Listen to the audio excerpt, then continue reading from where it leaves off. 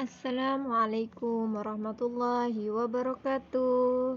Halo mahasiswa sekalian, senang sekali hari ini kita bertemu kembali dalam mata kuliah Pendidikan Akhlak bersama saya Bia Korira Saula. Nah, hari ini kita akan membahas tentang hubungan ilmu akhlak dan ilmu lainnya. Kita alhamdulillah pekan ini sudah memasuki pertemuan keempat.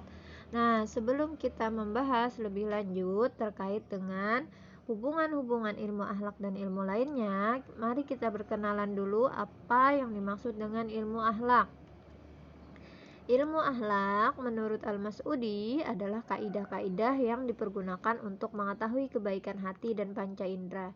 Jadi, ilmu akhlak ini akan akan memberitahu bagaimana ukuran-ukuran atau timbangan yang dipergunakan agar bisa mengetahui kebaikan hati dan panca indera.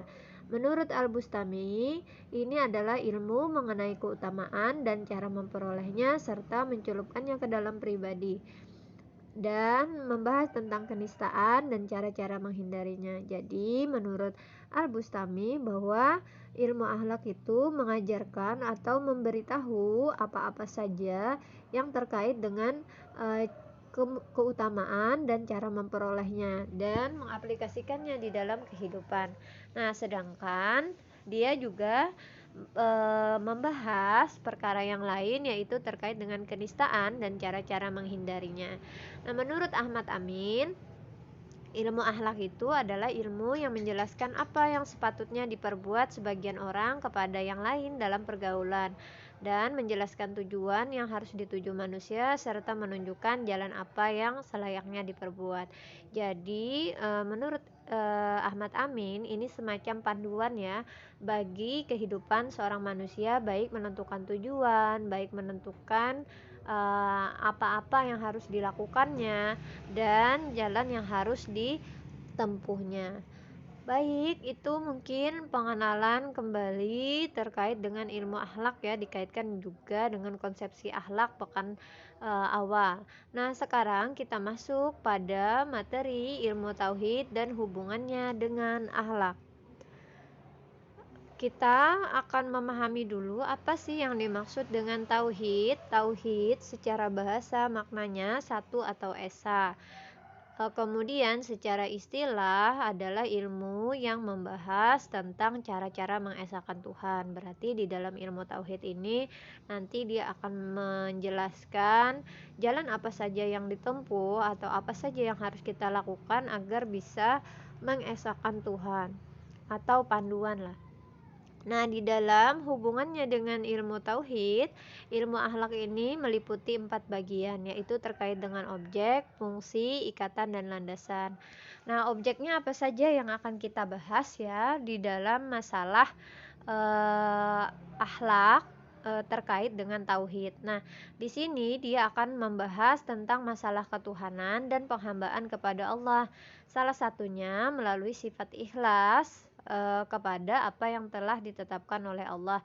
Jadi di sini semacam bagaimana perilaku seseorang ya agar bisa dikategorikan berakhlak yang dilandaskan pada dasar tauhid yaitu penghambaan kepada Tuhan. Berikutnya terkait dengan fungsinya. Fungsinya adalah pengamalan serta meneladani nilai-nilai yang ada dalam tauhid. Jadi ilmu akhlak itu intinya adalah aplikatif gitu ya, pengamalan. Jadi aplikatif terhadap nilai-nilai tauhid, misalnya jujur, patuh. Kemudian dilihat dari segi ikatannya, misalnya iman dan amal saleh. Jadi ketika seseorang bertauhid gitu, itu akan tunjuk terlihat di dalam amal salehnya. Misalnya dia berinfak, dia sholat, dia khusyuk, dia tawakal.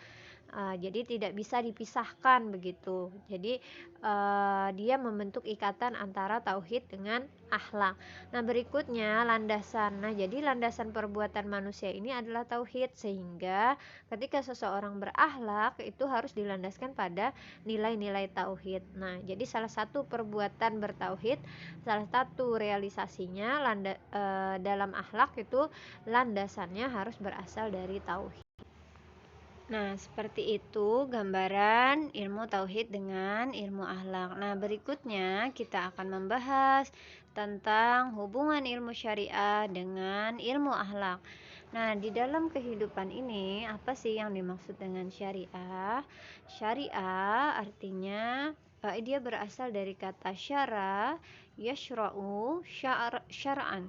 Artinya membuat undang-undang, menerangkan rute perjalanan, adat kebiasaan, masuk ke dalam air, jalan ke air, layar kapal dan tali panah, macam-macam ya secara bahasa. Tapi secara makna yang kita bahas di sini adalah segala peraturan agama yang telah ditetapkan oleh Allah untuk umat Islam, baik dari Al-Qur'an maupun dari sunnah yang diberikan oleh Rasulullah, sunnah Rasulullah gitu ya, yang diberikan melalui para nabi. Nah, jadi intinya syariah itu lebih bisa kita sederhanakan sebagai segala peraturan gitu ya yang ditetapkan oleh Allah. Nah, berikutnya kita akan melihat ruang lingkup ilmu syariah. Jadi, ruang lingkupnya ini terbagi menjadi dua.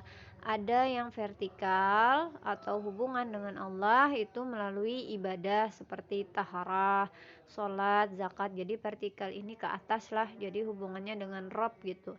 Kemudian ada juga yang horizontal, artinya ke samping dengan sesama manusia, dengan alam lingkungan, dengan diri sendiri gitu ya. Nah, ilmu syariah ini akan membahas aturan-aturan terkait dengan hubungan seseorang, misalnya dalam muamalah, kemudian dalam pernikahan, dalam pewarisan, kemudian dalam hubungan sosial atau kemasyarakatan. Nah, jadi ruang lingkupnya akan terkait dengan itu. Lalu nanti masuknya akhlak itu di mana? Masuknya akhlak itu di dalam hal ini, misalnya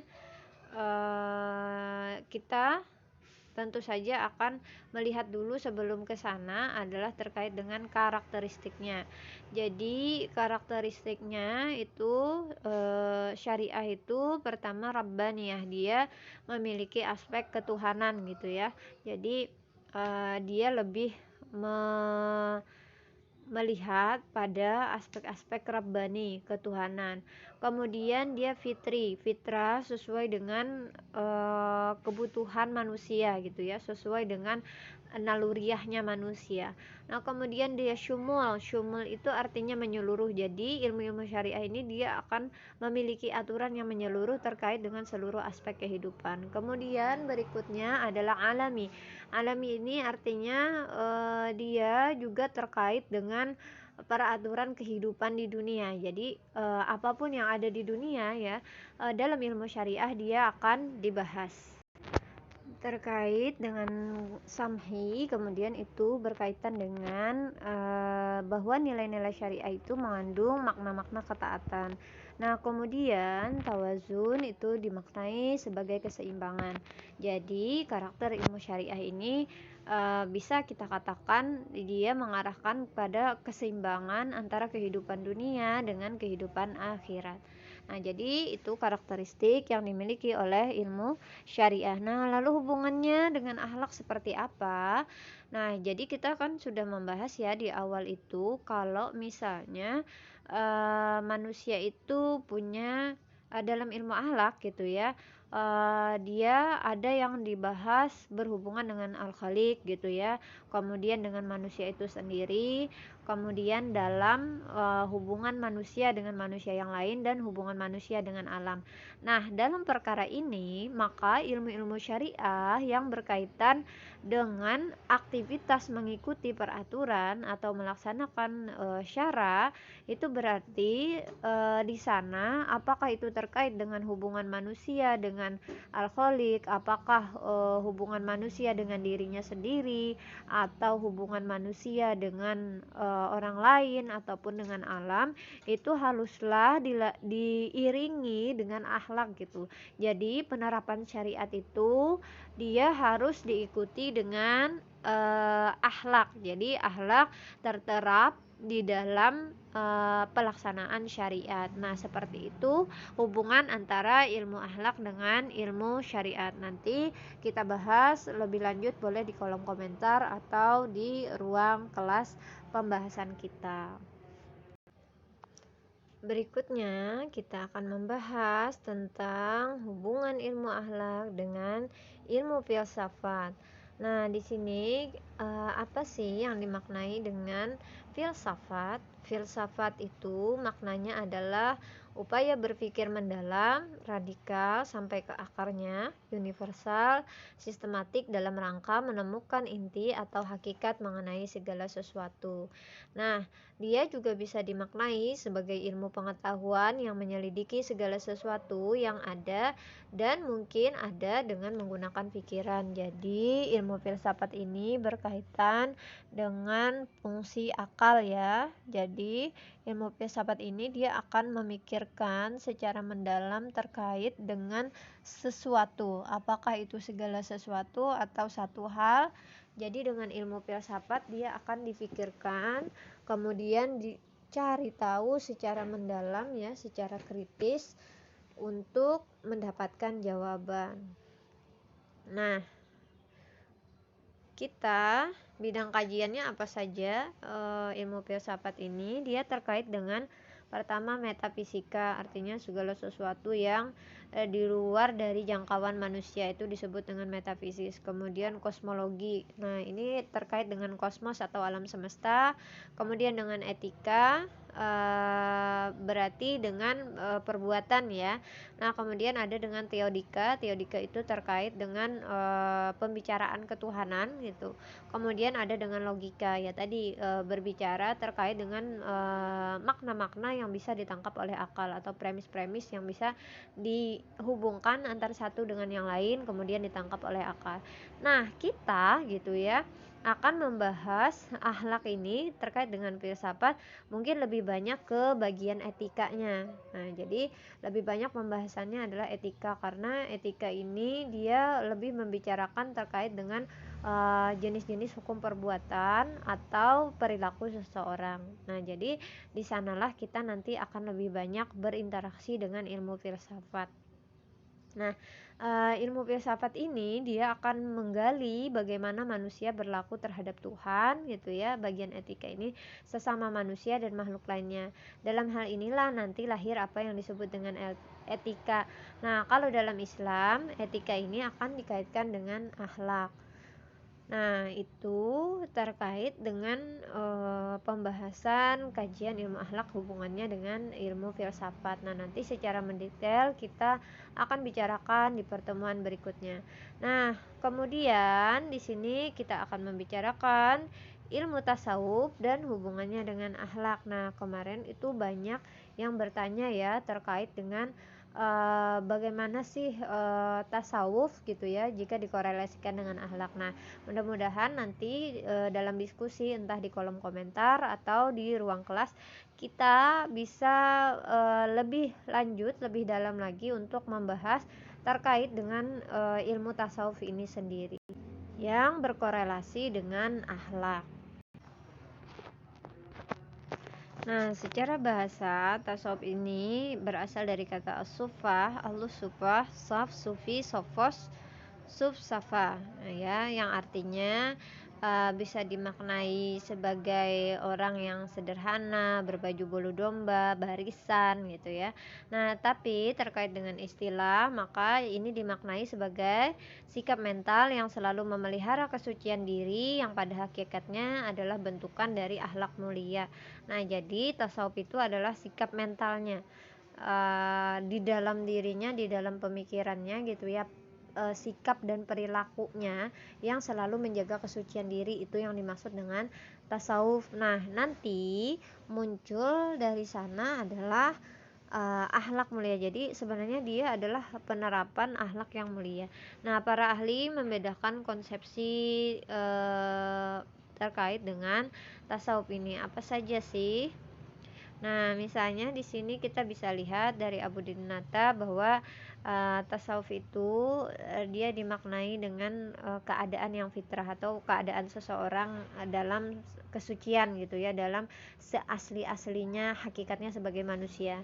Yang berikutnya menurut Hamka ya tadilah dia safa, sufah gitu ya, sufanah, teosofi, ya dia terkait dengan itu. Kemudian ya dengan makna-makna yang dimaknai suci gitu ya, seperti yang Ibu jelaskan sebelumnya.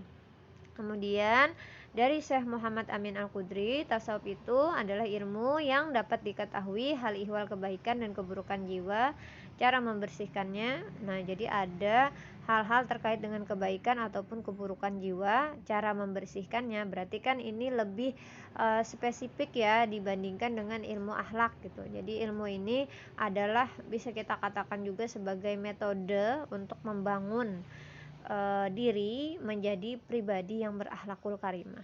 Nah, Imam Al-Ghazali dari Abu Bakar Kutai dia menjelaskan bahwa tasawuf itu adalah budi pekerti karena memang tadi dimaknai sebagai bentukan dari akhlak. Nah, sejarahnya seperti apa? Terutama dia memang diawali dari masa Rasulullah lah, masa Nabi itu banyak sahabat-sahabat yang dia hidup sederhana gitu ya, sehingga mereka dikatakan dengan istilah yang berbaju bulu domba, artinya mereka senang berbaju yang sederhana gitu ya. Salah satu baju yang sederhana saat itu adalah bulu domba yang memaknai kesucian atau putih gitu ya. Kemudian pada masa abad kedua ini juga ditemukan para sahabat yang hidup dengan sederhana. Misalnya kita bisa melihat kayak Umar bin Abu Bakar, kayak Abu Bakar gitu ya, hidup sederhana. Kemudian Umar bin Khattab yang dia jelas terlihat sebagai seorang pribadi yang sederhana gitu. Namun kemudian di sisi lain dia memiliki keimanan yang luar biasa. Nah, kemudian pada abad ke dua gitu ya, kita juga mengenal Abi Hasan Al-Khub gitu ya, yang memiliki kehidupan yang dekat sekali dengan ketuhanan dan hidup sederhana. Kemudian kita mengenal juga abad klasik ada Imam Al-Ghazali gitu ya, yang dia juga memilih kehidupan yang jauh dari hedonisme dunia gitu ya. Kemudian ada di masa modern ada Jalaluddin Rumi. Kita juga mengenal Jalaluddin Rumi yang memiliki banyak ya pengikut tasawuf di mana-mana gitu ya, di seluruh dunia. Nah, sebagai perkembangan dari nilai-nilai tasawuf yang dibawa oleh orang-orang yang ahli di dalam tasawuf. Nah, kemudian kita juga mengenal di masa modern Guru Ijai, yang beliau merupakan salah satu ulama dari Kalimantan Selatan gitu ya, yang juga beliau mengikuti sebuah tarekat gitu yang di dalam kehidupan beliau menerapkan nilai-nilai dari nilai-nilai tasawuf. Nah, jadi itu sejarahnya. Nah, jenis tasawuf ini apa saja? Jenis tasawuf ini dia akan ada pada 3, yaitu ada tasawuf akidah, ada tasawuf ibadah, ada tasawuf akhlaki. Nah, tasawuf akidah, jadi tasawuf ini akan menekankan masalah-masalah metafisis gitu, hal-hal yang goib kayak misalnya Nur Muhammad gitu ya, malaikat, kemudian keimanan kepada Tuhan gitu, surga, neraka. Nah, kalau di pengajian-pengajian biasa ya di majelis gitu ya, kita akan menemukan adanya pembahasan-pembahasan seperti ini. Kemudian ada jenis tasawuf ibadah yang dia menekankan pembicaraan dalam masalah rahasia ibadah gitu ya, asraut ibadah. Nah, jadi dia menjadi 3 tingkatan gitu ya, ada ibadahnya orang awam, kemudian ada orang khawas dan khawas al-khawas. Nah, jadi ini biasanya disampaikan misalnya melalui kita melakukan amalan misalnya membaca salawat 1000 kali per hari misalnya. Nah, itu adalah pembahasan-pembahasan terkait dengan jenis tasawuf ibadah. Kemudian berikutnya adalah jenis tasawuf akhlaki. Nah, jadi nanti di sini korelasi kita ya lebih banyak terkait dengan hubungan ilmu tasawuf dengan ilmu akhlak. Tasawuf akhlaki ini yaitu tasawuf yang dia menekankan pembahasan pada budi pekerti yang akan mengantarkan manusia mencapai kebahagiaan dunia akhirat. Jadi di sini misalnya taubat, syukur, sabar, tawakal, ikhlas. Nah, kita juga banyak ya mendengar gitu atau memang bertemu dengan konsep-konsep seperti ini di dalam kehidupan nyata, terutama ketika disampaikan oleh guru-guru kita di dalam majelis taklim. Nah, itu terkait dengan hubungan antara tasawuf gitu ya dengan ilmu akhlak, nanti lebih kepada tasawuf akhlaki. Nah, kemudian pendekatannya apa? Pendekatannya ada falsafi gitu ya. Dia mendekatkan berdasarkan filsafat. Jadi pendekatannya terkait dengan rasio atau akal atau pikiran. Kemudian ada juga akhlaki gitu ya. Nah, tadi pendekatan akhlaknya terkait dengan tahali dan tajalli. Jadi dia lebih kepada pembahasan tasawuf dari segi akhlak. Nah, kemudian amali pendekatannya melalui amal dan wirid. Nah, saya rasa ini juga banyak untuk masyarakat, terutama masyarakat Kalimantan Selatan ya, mengenal jenis-jenis tasawuf seperti ini. Nah, jadi nanti kita lebih banyak mungkin pembahasannya kepada tahalli, dan tajalli. Nah, berikutnya ilmu tasawuf kita akan membahas terkait dengan ilmu psikologi dan pendidikan dan hubungannya dengan akhlak. Nah, bagaimana sih hubungannya gitu ya? Pertama, kita mengenali dulu apa yang dimaksud psikologi, yaitu psyche, jiwa, logos, kata atau ilmu. Berarti secara bahasa yang dimaknai psikologi adalah ilmu jiwa. Tahu istilahnya itu berkaitan dengan pembahasan pada aspek batin manusia dengan cara menginterpretasikan perilakunya yang tampak. Nah, jadi dengan melihat keseharian seseorang, kita bisa menginterpretasi apa sih yang terjadi di batinnya. Misalnya seseorang gitu ya, ketika berbicara dengan orang lain dia terus melihat matanya ke atas. Nah, itu kan dia mengenali ciri-ciri luar gitu ya. Oh, tampak orang ini sepertinya sedang memikirkan sesuatu. Atau seseorang yang ketika berbicara terus-terus menjentik-jentikan jarinya. Oh, orang ini sepertinya dirinya atau jiwanya sedang gelisah atau cemas gitu. Nah, jadi ilmu-ilmu psikologi itu membaca apa yang ada di dalam batin melalui ciri-ciri atau perilaku fisik. Nah, di sini ada beberapa pengertian ilmu psikologi menurut Son dan Osten, kemudian Mann, Lerner, kemudian Pop. Nah, jadi intinya secara keseluruhan adalah melihat segala sesuatu atau tingkah laku individu manusia gitu ya, dan dia mempelajari itu untuk mengetahui apa yang ada di dalam diri manusia, apakah dia mengalami penyakit batin atau tidak. Berikutnya, psikologi ini dia akan membahas 3 hal. Pertama terkait perkembangan. Jadi di sini ilmu akhlak akan masuk ya, masa penanaman pengajaran akhlak. Nah, jadi kita akan melihat di mana sih ilmu akhlak itu bisa masuk nanti. Oh, ternyata di masa perkembangan. Nah, jadi pendidikan akhlak itu akan masuk di situ. Kemudian potensi rohaniyah, sikap baik dan buruk, dan kemudian juga psikologi dapat mencari tahu informasi terkait dengan potensi kejiwaan. Nah, berikutnya kita masuk ke hubungannya dengan pendidikan. Nah, di sini jiwa pendidikan Islam kan seperti kita ketahui juga sebelumnya bahwa tujuan pendidikan itu adalah untuk membentuk akhlak atau budi pekerti yang baik agar manusia ini menjadi hamba Allah yang terbaik gitu ya.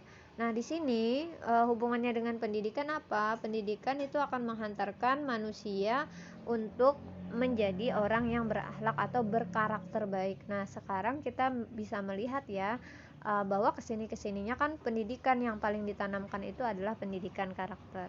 Nah, ini mungkin secara umum nanti kita boleh bahas ya terkait dengan apa yang terjadi di masa sekarang gitu ya, realitas-realitasnya dengan korelasi-korelasi pembahasan ilmu-ilmu yang berkaitan dengan ilmu akhlak ini.